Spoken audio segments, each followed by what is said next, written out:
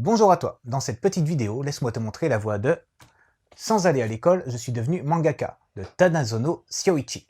On va voir comment ta passion pourrait t'aider à résoudre tes problèmes scolaires et même devenir ton métier.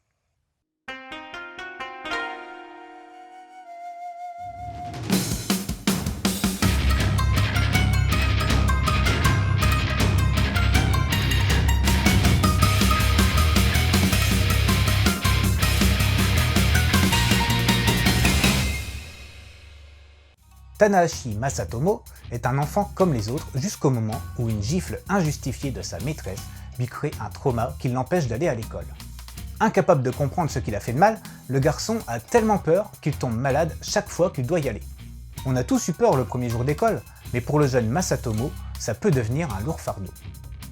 Ses parents, mis au courant des raisons de ce malaise, vont tout essayer pour l'aider, mais sans succès. Le garçon voit défiler les séances chez un psy, les profs particuliers, sans que le problème soit résolu complètement. Parfois, il pense pouvoir s'intégrer, mais l'attitude de ses camarades rend ce désir impossible. Cette absence scolaire chronique sera la cause du harcèlement que le jeune garçon va subir tout au long de sa scolarité.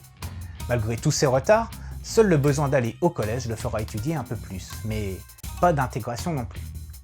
Masatomo semble destiné à ne pas connaître le bonheur, mais il a une passion, le dessin et Dragon Ball.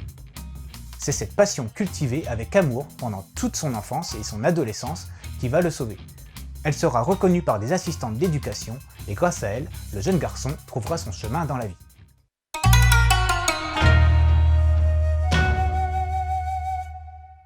Pour ce qui est du graphisme, les personnages sont réalisés suivant des idées différentes.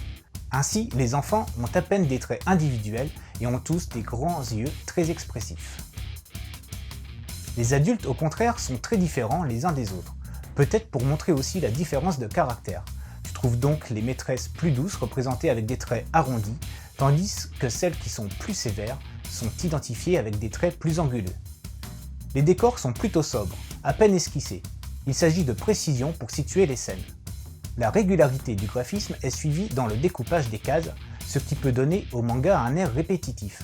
En effet, la structure carrée est la plus utilisée. Bien délimitée même si, parfois, tu trouves des cases sans cadre. Tout est sage et ordonné. Même les bulles sont assez régulières, même si parfois elles adoptent des formes différentes pour s'adapter aux sentiments des personnages. Comme il s'agit d'un manga raconté par le personnage principal, on pourrait s'attendre à des commentaires permettant la variété des bulles. Mais non. Les pensées de Masatomo sont elles-mêmes sagement enfermées dans des carrés et des rectangles. Cette allure régulière se trouve aussi à l'intérieur des cases. Elles sont constituées surtout de gros plans des personnages, pas plus d'un ou deux par case. Ce procédé permet de mieux montrer les sentiments des personnages. On trouve aussi des plans moyens et un procédé beaucoup utilisé dans le cinéma d'Ozu. De qui? C'est un réalisateur japonais très connu. Cherche sur le net si tu veux en savoir plus. Un de ses traits caractéristiques est celui que tu trouves dans le manga. Des personnages qui parlent de face et semblent interpeller directement le lecteur. On se situe ainsi à l'intérieur de l'action, endossant le rôle du personnage qui participe au dialogue. Pour ce qui est des onomatopées, elles ont été complètement traduites en français. Peut-être parce que l'on destinait le manga à un public plus large, compte tenu du propos du manga. Ce one-shot a été publié au Japon en 2015 par Futabasha Publishers et en France par les éditions Akata en 2016. Il s'agit d'une histoire semi-autobiographique dans laquelle l'auteur raconte son enfance hors norme. Or, le fait de ne pas avoir été scolarisé de manière régulière ne l'a pas empêché de trouver un métier, le métier de ses rêves, et de devenir un adulte comme les autres. Il faut signaler que le titre est un peu trompeur car le jeune Masatomo n'est pas déscolarisé. Il va à l'école de temps en temps et poursuit son éducation à la maison grâce à plusieurs ressources. Il n'est donc pas laissé à son libre arbitre. Ses parents sont toujours là pour l'aider. Plus qu'un déni d'enseignement, son problème est plutôt une pathologie contre laquelle l'enfant n'arrête pas de lutter. Alors ne pense pas qu'il s'agit d'un manga contre l'école, au contraire. Et si tu aimes Dragon Ball, tu trouveras plein de clins d'œil à cette série et même, en fin de volume, quelques mots de Toriyama Akira lui-même.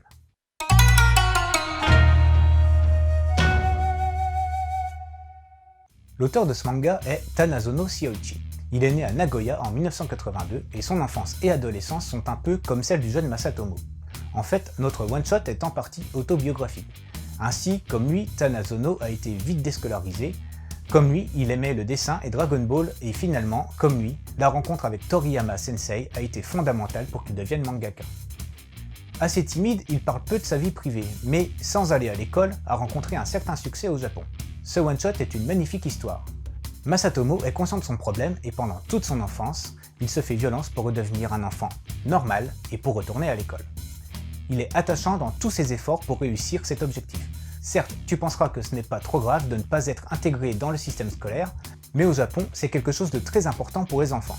Non pour ce qu'on apprend, mais comme endroit de sociabilisation. Alors le fait de ne pas y aller est plus lourd en conséquence pour les enfants que chez nous. L'histoire te montre que si tu as un rêve, une passion, il faut s'y accrocher jusqu'au bout, mais aussi qu'il faut faire des efforts pour y parvenir. C'est aussi une histoire qui parle de harcèlement et des attitudes, parfois sans justification, qui peuvent blesser les autres. Et cette réflexion est intéressante si tu tiens en compte que le harcèlement en milieu scolaire est la cause en grande partie des suicides des jeunes au Japon. Malgré les sujets profonds, le manga reste attachant par la douceur avec laquelle ils sont traités. Envie de quelques conseils de lecture pour mieux connaître les coulisses du manga? Tout d'abord, GTO, Great Teacher Onizuka de Fushizawa Toru. Voici une série pas du tout conventionnelle sur l'enseignement au Japon, très critique avec les défaillances du système.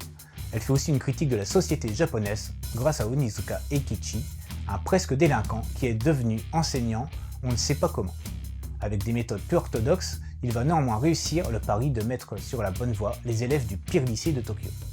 Ensuite, jette un œil à A Silent Voice de Oima Yoshitoki. Voici une série en 8 volumes qui parle du harcèlement en milieu scolaire et de la différence. Mais c'est aussi une leçon d'humanité et de changement. Et enfin, va lire Bakuman de Obata Takeshi et Oba Tsugumi. Il s'agit d'un manga riche en informations sur la face méconnue du monde du manga, les difficultés, le long chemin que l'on doit parcourir pour devenir un mangaka connu. Voilà, c'était Joyson, j'espère que cette petite chronique t'aura donné envie de lire. Sans aller à l'école, je suis devenu mangaka. Je te laisse et continue de suivre la voie du manga.